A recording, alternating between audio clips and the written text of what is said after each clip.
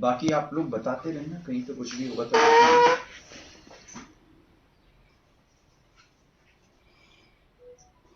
हर mobile वाला reporter है sir.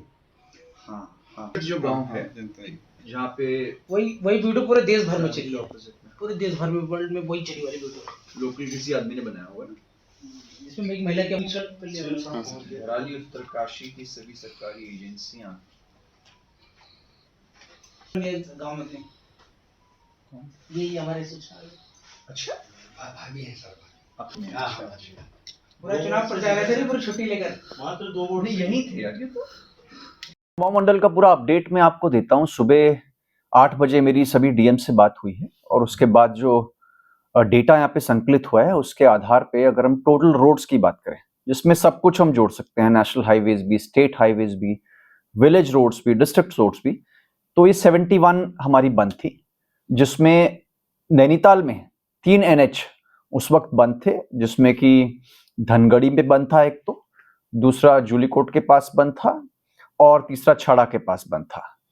उसके बाद आगे चलें तो क्वारब पे जो अल्मोड़ा पे पत्थर लगातार गिर रहे हैं वो अभी भी बंद हैं। टनकपुर चंपावत हाईवे भी उस वक्त बंद था लेकिन अभी खुल गया है।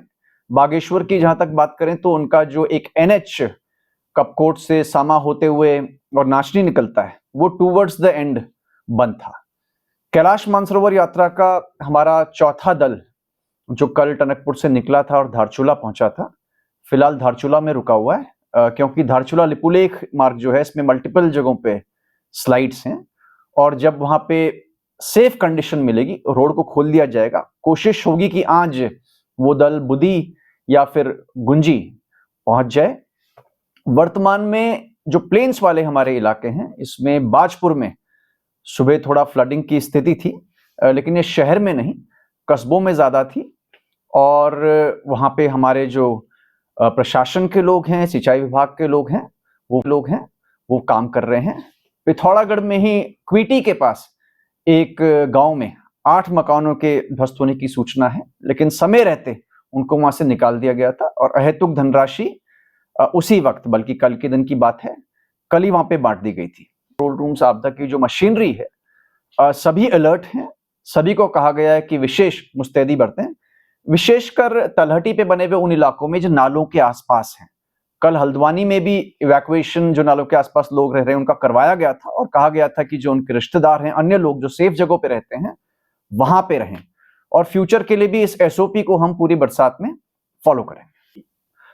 देखिए, नदियों में जहां तक गौलक की बात है, इसमें पानी का लेवल अभी डेंजर जोन क्रॉस तो नहीं किया लेकिन ज्यादा है, इस पे नियंत्रण हमारा है, उसको हम देख रहे हैं। इससे मेन प्रॉब्लम आती है हमारी जो मैदानी इलाके उधम सिंह नगर के हैं, वो फ्लड होते हैं। धारी ओखलकांडा में जब बारिश होती है तो सीधा इम्पैक्ट इसका सितारगंज और खटीमा पे आता है, तो वहां पे हमारे जो SDM से इरिगेशन डिपार्टमेंट है ये इसको मॉनिटर कर रहे हैं और ये वहां के जो रिस्पेक्टिव SDMs हैं धारी के, उनसे टच में भी रहते हैं।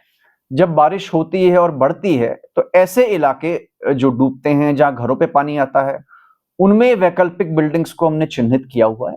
यदि जलस्तर बढ़ता है तो वहां पे लोगों को हम भेज देंगे, अस्थायी कैंप्स बने हुए हैं, वहीं पे खाने पीने का इंतजाम हो जाएगा। आपका व्यू पर खबरों से जुड़े रहने के लिए हमारा चैनल सब्सक्राइब करें और नोटिफिकेशन के लिए बेल आइकन दबाना ना भूलें।